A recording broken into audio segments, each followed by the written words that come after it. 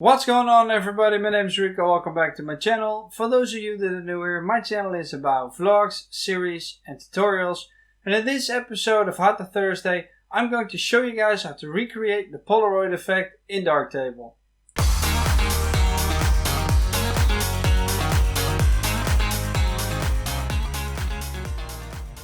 And for this tutorial, this is the image that we're going to use.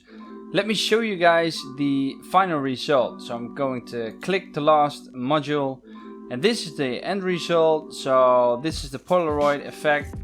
Now let's go back to the orientation and let's hit the compress history stack, and it has erased everything that I've done a minute ago. Now for this tutorial I've put all the modules that we're going to use in my favorites. If you don't have them over here, please go to more modules and then find the modules in the list down below and then click on it. They will be added to this favorite group. So let's start. The first thing that we're going to do is we're going to change the contrast, brightness and saturation. So let's just open up this module, let's activate it. And now let's change the words a little bit. For this tutorial I'm going to change the contrast down a bit to minus 0.10 like so. We're going to change the brightness a little bit. I'm going to make it a little bit brighter like so. And I want to change the saturation as well, and I'm going to decrease the saturation a little bit like so to minus 0.10 just to get rid of some colors. And now we're going to move to the next module, so let's just close this one down. And we're going to use the spot removal module. You don't really have to use this one, but I want to show you guys how that works. So let's activate it. And you've got three options over here. You've got the circle, you've got the ellipse, and you've got a path. For this tutorial, let's start with the path. And I'm going to draw a path around this spot right here, like so. I'm going to hit the right mouse button to close the mask. And this is the donor area. And as you can see, the spot is now gone. So let's try that again with the spot over here. So I'm going to hit Control, click this one, which allows me to add a second path mask. Going to draw around this spot right here. I'm going to hit the right mouse button. Going to drag the donor area over here. And now as you can see, the spot is gone. And that's how you can get rid of a couple of spots in the image. I'm going to close down the spot removal tool and we're going to the next one. The next module is the framing module. So let's open it up, let's activate it, and this puts a frame around the image. This doesn't look like a Polaroid just yet, so we need to change a couple of things. One is I want to change the aspect from constant border to square, and I want to change the orientation from auto to portrait. I'm going to keep the horizontal position at center, but I'm going to change the vertical position to 1/3. This gives it a little bit more like a Polaroid look, because the bottom area is always bigger than the top area with a real Polaroid. So now that that's done, let's close it up and let's go on to the next module, which is the color contrast module. Now the color contrast module has two options, green versus magenta and blue versus yellow. If I pull the slider all the way to the right, more magenta will be introduced to the image, and the same goes for when I drag it all the way to the left. More green will be added to the image and magenta will be extracted from the image. Now let me reset that by double clicking this, and the same goes for blue. So let's add more blue and let's add more yellow.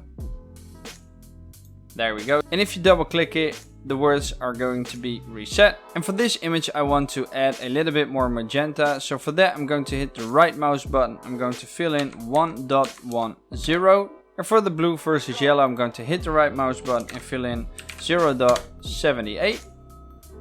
And now as you can see, the image is already changing a little bit in how it looks. But I'm not quite done with the tonality of the colors just yet. So for that I'm going to use the split toning module. You've seen me use this module before. I'll link the video up here.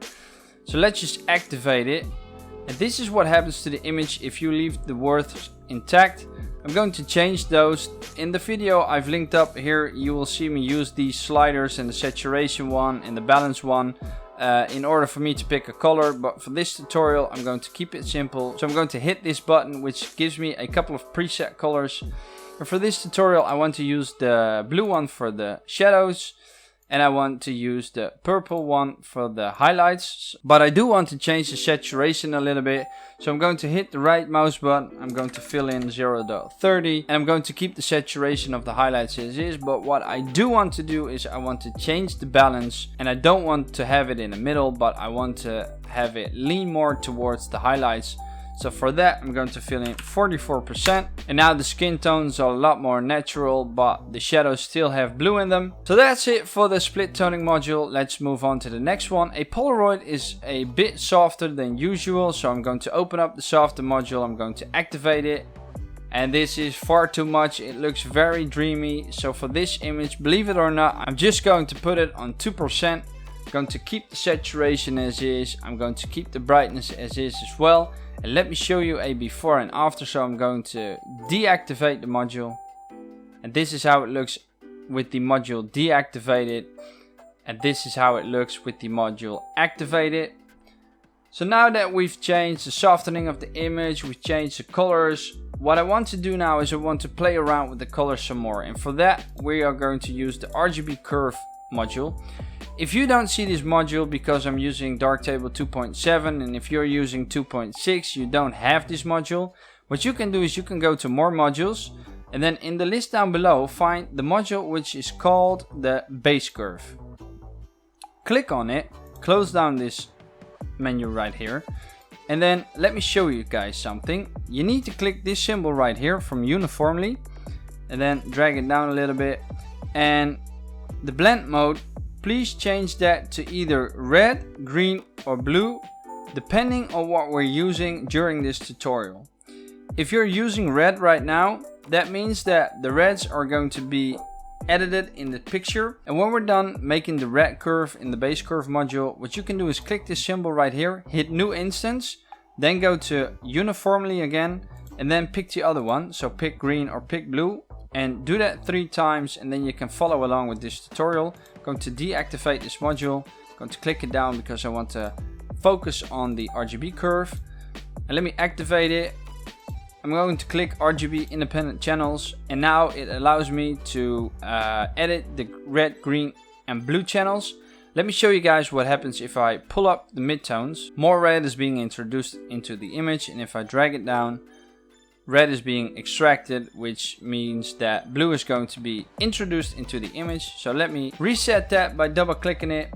And let's make a curve for the red channel. And I want to do it very subtly. So I'm going to drop this one down a little bit. I'm going to pull this one up because I want to introduce reds into the shadows. I'm going to drag this to the side a little bit like so, because I want to have the midtones closer to the middle. So I'm going to pull them in again. And what I do want to do is I want to make a point right here and then lower this point like so. And that's it for the red channel. So let's move on to the green channel.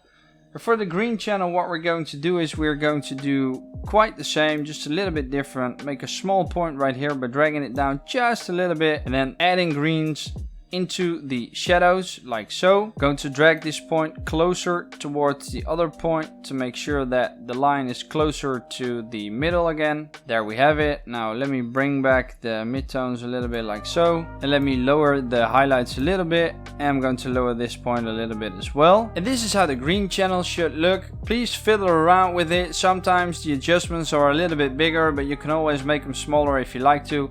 So let's move on to the blue channel. And the blue channel is something that we're going to add a little bit more in. So we're going to drag this point towards here, like so. Maybe that's a bit too strong, so let me pull it back around to here. I'm going to make a point right here and put it on the middle line. And then I'm going to drop down the highlights a little bit. So I'm going to add more yellow into the highlights. And I'm going to drop this point right here as well, like so. And now we've changed the colors of this image even more. So let me close down this module, and the final thing that I want to do is I want to use the exposure module. Let me activate it, and I want to change the black level. Let me show you guys what happens if you pull this all the way to the right, or just a little bit like so. The black point shifts and it's very contrasty. The blacks are being crushed in the shadows, and watch what happens if I drag it the other way around. Now the picture is getting a faded out look. Some people like this look. I kind of like how this looks with the Polaroid effect, but for me right now it's a little bit too much. So I'm going to hit the right mouse button, fill in 0.005, hit enter. And it's just ever so subtle, but let me deactivate the module. This is without the module activated. And this is with the module activated. And this is how you turn an image into a Polaroid. Now let me show you guys a before and after. I'm going to take a snapshot again. I'm going to select the snapshot. I'm going to select the original. And this is the original image. And this is the Polaroid that we've turned it into. And that's it. I hope you guys liked it. Let me know in the comment section down below. I would love to hear your thoughts. If you've got any questions about Darktable or if you have suggestions for tutorials, please let them know in the comment section down below as well, because I'd love to hear them. And I guess there's just one more thing left for me to say, which is make love to the like button, consider subscribing if you haven't already, hit that bell button to be the first to be notified when I drop a new video, and until next time, doei!